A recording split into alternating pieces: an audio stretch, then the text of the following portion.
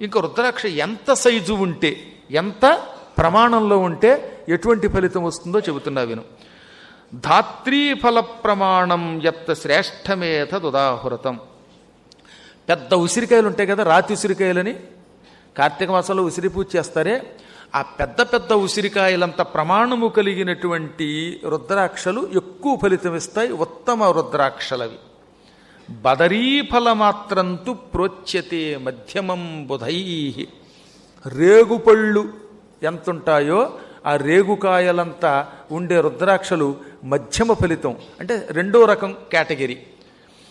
ఇంకా అధమం చనమాత్రంచ, శనగ్గింజలంతా కూడా రుద్రాక్షలు ఉంటాయి, అవి కొంచెం చాలా తక్కువ, అల్ప ఫలితం ఇస్తాయి, అధమం అన్నారు. అవి ఫలితం ఉంటుంది కానీ మరీ చిన్ని చిన్ని రుద్రాక్షలు ఉన్నాయే శనగ్గింజలంతా, అటువంటి రుద్రాక్షలు అధమము, రేక్కాయలంతవి మధ్యమం, పెద్ద ఉసిరికాయంత ప్రమాణంలో ఉన్నవి ఉత్తమం. కాబట్టి పెద్దవే సంపాదించుకోవడం మంచిది. మనం మోసినా మోయపోయినా మంచిదే. ఎందుకు మొయ్యలేమండి?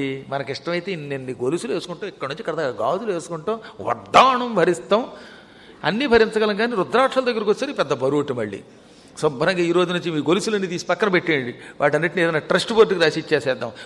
గొలుసులు బదులుగా ఈ పులుసులు వేసుకోండి, చక్కగా రుద్రాక్షలు ధారణ చేయండి, పుణ్యం.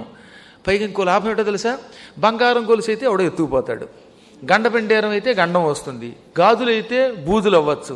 కానీ రుద్రాక్షలు అయితే ఎవడు ఎత్తుపోడు. ఎత్తుపోతే మీలాంటి భక్తులు, మహిమ తెలిసిన వాళ్ళు ఎత్తుకుపోవాలి తప్ప ఎవడు పడితే వాడు పట్టుకుపోడు. కాబట్టి హాయిగా రుద్రాక్షలు వేసుకుంటే ఎన్ని లాభాలండి.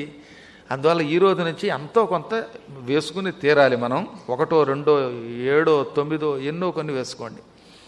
ఈ రుద్రాక్షలు బంగారం, వెండి అవేమీ లేకపోతే ఏం చెప్పారు? కనీసం ఎత్తడి, రాగి అవి కూడా లేకపోతే సూత్రం మామూలు తాడులో కూడా ఎక్కించుకోవచ్చట. తాడులో ఎక్కించుకుంటే తెగిపోతాయి కాబట్టి మళ్ళీ మళ్ళీ మార్చుకుంటూ ఉండండి. తనంత తాను తెగిపోకుండా తాడును మార్చుకోండి. ముఖ్యముగా మద్యం మాంసం చ లసునం పలాండుం శీఘ్రమేవచ శ్లేష్మాత్మకం విడ్వరాహం భక్షణే వర్జయేత్తత. నిజానికి మద్యం తాకూడదు, మాంసం తినకూడదు, అలాగే పర్వదినములలో లసునం వెల్లుల్లిపై తినకూడదు, పలాండం అంటే నీరుల్లిపై, పెద్దుల్లిపై అంటారు కదా అవి, తర్వాత శ్లేష్మాత్మకం ఇవన్నీ కూడా ఇటువంటివి తినకూడదట. ఈ అభక్ష్య భక్షణ దోషం కూడా రుద్రాక్ష వల్ల పోతుంది. అసలు ఇంతెందుకు, దర్శనం చేసుకుంటే కూడా రుద్రాక్ష మహాఫలితం ఇస్తుంది.